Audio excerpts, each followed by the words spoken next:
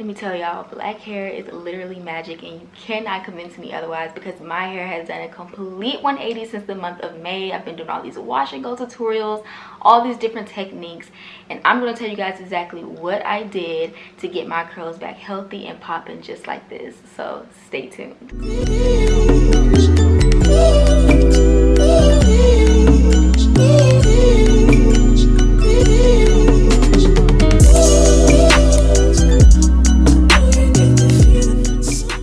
Hey loves, welcome to my channel. My name is Kaela, and if you are a lover of natural hair, fashion, beauty, and lifestyle, make sure you guys hit that subscribe button for more videos to come, and follow me on Instagram at the OKae Kaela.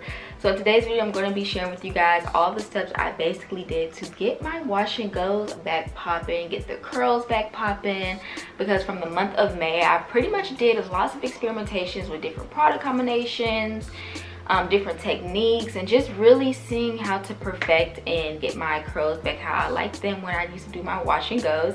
If you guys have been following me for a while, I did a wash and go like back in my freshman year of college after I like cut my hair off a little bit and did like a mini big chop, and I liked how it looked. I liked the shape of it and everything. And in between that time, I guess my hair kind of grew out, and I don't know what exactly I did in my whole routine, but the curls just were not popping like they used to be popping. So I have 5 key tips and details of exactly what I did to get the curls literally back like this. So the first step would definitely be checking your regimen. And when I say this, I did a video probably like a few months back or almost a year ago now, where I worked with Homage Hair Care, and they are hair scientists that go in and really tell you the depths of what your hair strands are reading or saying. So essentially, in the beginning, you guys know I always talked about how I thought my hair was like low porosity, and I was doing all these low porosity things using low porosity type products, and come to find out my hair was actually high porosity. So that in itself is another key reason why my hair was probably doing what it was doing, because I mean, I was doing the wrong thing because I pretty much interpreted my hair incorrectly. And for the most part, I loved how they broke down your hair in different sections, like the crown area, the nape of your neck, and the front portions of your hair, because for me, I've always considered my hair having the 3C for a curl pattern, and my texture is like a mixture of fine pieces but also like coarse texture, so it's more so on the coarser side. So definitely very much kinky curly, but that really did kind of help me kind of figure out the products that I wanted to use. And through that portal of My Bonnet Hair Care, they tell you certain products for your hair type. Now also, they go in and look at the hair strands itself and tell you whether you are you know, struggling with single strand knots, which I get a lot of those. Most people with curly hair get those a lot. Split ends, definitely if you're someone who likes to press their hair out a lot. And for me, I usually straighten my hair 3 or 4 times a year, and it always would be like Christmas holiday, Thanksgiving holiday, my birthday, and you know, maybe going back to school. And for the most part, it's really important to know what is on your hair strands and making sure your hair is always clarified, because one thing that showed up on my hair portal was that the hair strands had lots of buildup on it. So once I found that out, that kind of triggered me a few months ago doing my whole gel-free hair experiment. And I personally is someone who loves to be heavy-handed with products. I don't know about you guys, but if I'm going to be using gel, I'm going to be loading that gel on, especially when I do my slick back hairstyles, or whenever I primarily had my channel centered around protective styles like braid outs, twist outs. I always was using gel, and you guys know Eco Styler gel was like my holy grail, and I still love it. I still have it in my stash, especially when I do my slick back hairstyles. But I went a whole month gel free, and that kind of told me in my hair that my hair doesn't really necessarily like to be weighed down by those heavy products all the time. And even when you're thinking you're doing a really good lather and you know, lathering twice, you may not be getting all that product buildup off your hair, and that is so important when you're checking in your regimen.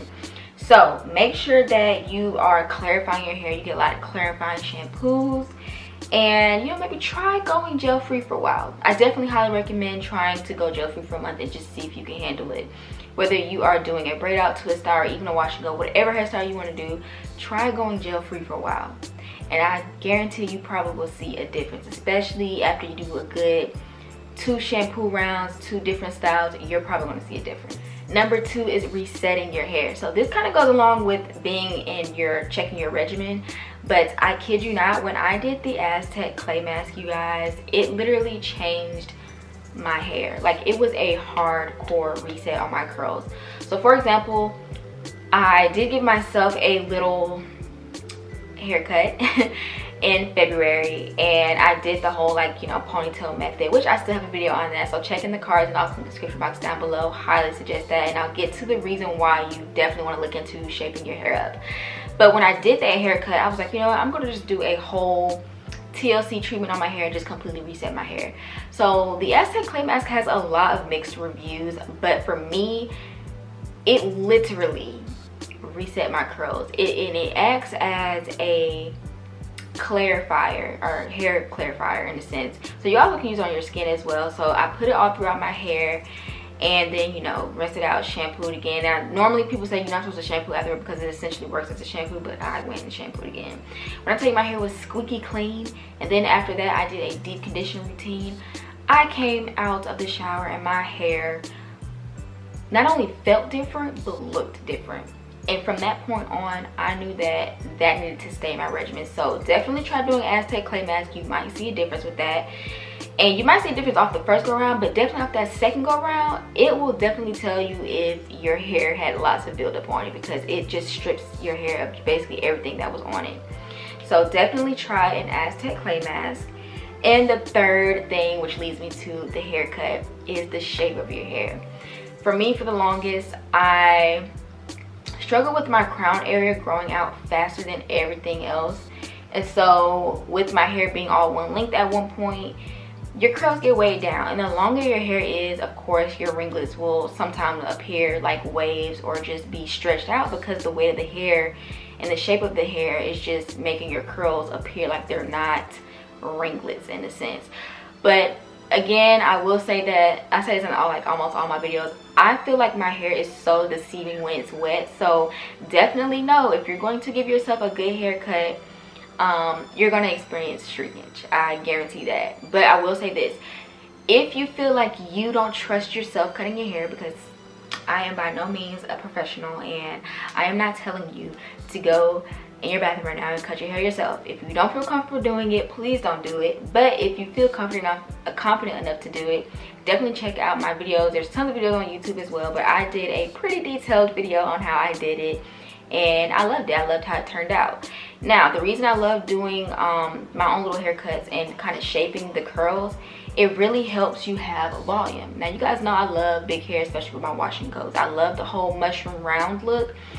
And when you do that haircut, it literally takes so much weight off the curls that are weighing the rest of the curls down, especially in this bottom portion. Once your hair is dry, you're gonna have like this full fro. I absolutely love it. So again, if you don't feel comfortable or confident enough to cut your own hair, highly suggest going to the salon and getting your hair cut in layers. So essentially all I did was pretty much put my hair in layers. Layers is gonna create that volume when you do your wash and goes. Like, for an example, this is my crown area. Literally, it's still pretty long. But if we come down here, oops, my phone fell. You see that? It's layered up, and that just creates that shape. So once the hair is dried and defined, it'll just have all that volume. So just to show you guys a round view, and I'm gonna show you pretty much how I got my bangs. Now, I will say this. Like 2 months ago, I went in and tried to give myself a little trim on my bangs because I felt like they were so long that they were kind of like cascading over my eyes, and it was becoming so annoying because I literally could not see. And I cut my hair while it was wet, which again, my hair is very deceiving when it's wet. When you cut your hair when it's wet and you are trying to give yourself a bang look, don't do it. And let me tell you why. Because what I did is I used it like as a guide to kind of layer up the front area to kind of get myself front facing or face layers that were flattering for my face. What I ended up doing is, while my hair was wet, now this is just an example, let me get like the shortest one. What I did was, while it was wet, I cut it at my nose first, so it has like grown out since then for like in 2 months. That's a lot of growth in 2 months, I will say that. But I cut it to like right at my nose. Now once I diffused and dried my hair, y'all, I was so scared because it literally was like this at first, like a little too short. So I did kind of go in and stretch it out, you know, when I diffuse my hair, or even when you do a pineapple, it'll kind of eventually stretch out on its own. But please just know, if you're gonna trim your bangs, do it while your hair is dry, because once it shrinks up, it can be very, very short, and you don't want to cut it so short that your curl literally just sticks up, and that just, it's really bad. Don't do that. Now the fourth tip is your product combos. This is what I mean when I went back and tried the whole gel free thing. I realized my curl doesn't like to be, or my curls don't like to be weighed down so much. So you guys know I love doing the whole foam mousse product combos. I talked about this in my favorite product combinations, and in my first little wash and go video I showed you guys like 2 months ago with the revived wash and go for 2021. That was pretty much a foaming mousse wash and go, and I absolutely love it. Now since then, have I tried a gel wash and go? Yes, and I will be doing a video separately showing you guys the difference and the pros and cons of both. But I absolutely love foaming mousses because it allows your hair to be completely weightless and flowy, soft, fluffy, and the volume is there usually on the first day. So I love that, and I just kind of noticed how I don't have to kind of go in and manipulate by picking it out so much. If I do, you hear my neighbors? If I do pick my hair out, as if I were to do a gel wash and go, I had to kind of like pick my hair out a little bit more and do a lot of more manipulation. But with foaming mousse, I really don't have to do that. So right now this is a foaming mousse wash and go. I did go outside yesterday and it was pretty humid, so the volume kind of got a little bigger, which I personally love because I love big hair. But yeah, this is how it looks with foaming mousse. Just finding your perfect product combinations is going to be key once you start getting your curls back right. And then last but not least, training and treating your hair. Now I did get a lot of comments in the previous 2 wash and go tutorials where someone asked me, do you think that doing numerous wash and goes essentially trained your curls? And I'm gonna be honest with you guys, and I would have to say yes, because I'm gonna just show you guys a picture example. So I'm gonna show right here on the screen somewhere the first wash and go I did in May before I even filmed a video to show you guys what I did. This was my first experiment. And this was, mind you, this was after like the Aztec clay mask and after I did my whole little layered haircut in February. But in this picture, my curls weren't like clumped all the way together like it usually is. And I did the exact same technique that I shared with you guys, but it wasn't as clumped. On here it was a little bit more frizzy, and I felt compelled to try this wash and go only because I noticed in my twists and braid outs after that haircut, my curls kind of looked like it was bouncing back. So I wanted to just give it a try because I was curious. Now from that point on, I was like, you know what? Now I'm going to dive in and find my good product combinations and try this out a little bit more, and also get me like a good dimming brush. And then boom, I'm going to show you some more pictures. It just started to change each time. And the cool thing about it is every wash and go I do, it doesn't matter if I do the same technique and use the same perfect product combos, they look different every single time. And I feel like that's the beauty of wash and goes, which I personally love. So comment down below if you guys experience that too. Like even when I do curly ponytails, the curls kind of look different each time. It's really weird. It's like, it's magic. I love it. But I definitely would say the more you do it, it's kind of like your curl has its own memory, so it knows what to do in a sense. And again, that kind of goes back to the more that you invest in looking into the type of products that you're using, as far as, you know, sulfate free shampoos, and really just treating your hair in a certain manner, like a better manner, creating a better regimen, your curls just kind of follow suit and they get better that way. So for me, I personally do think that training your curls in a sense makes your wash and goes better. It makes your curls better. And then treating it, so still making sure I do deep conditioning. I do make sure I always implement that now a little bit more than what I usually did, and I definitely see a difference. Like wash and goes look 10 times better after you just deep condition rather than just me going in, shampooing, and trying another wash and go. It's still gonna look a little different, but it looks its best after you deep condition. And then also just listening to your hair. If you feel like your hair needs a good protein treatment, do that. If you feel like your hair needs a good deep condition treatment and maybe steaming it, do that. So for me, it was all about just listening to my curls and trying a little bit, you know, some new steps in my regimen and just reconstructing my entire hair regimen, you guys. Those are the 5 simple steps and tips and tricks that I did. Now if you guys want a little hair growth video, definitely comment in the comment section down below, because I will give you guys what you want. And again, I'm going to be doing a gel wash and go to show you guys the difference between the foamy mousse version and the gel, and just lots more hair tutorials to come, you guys. And also I'm going to probably make a video on my favorite curly hair tools to use now. So yeah, let me know what you guys think about these tips and tricks in the comment section down below. Hit that subscribe button, give this video a thumbs up, and make sure you guys follow me on Instagram at the OKae, and I will talk to you guys in another video. Bye.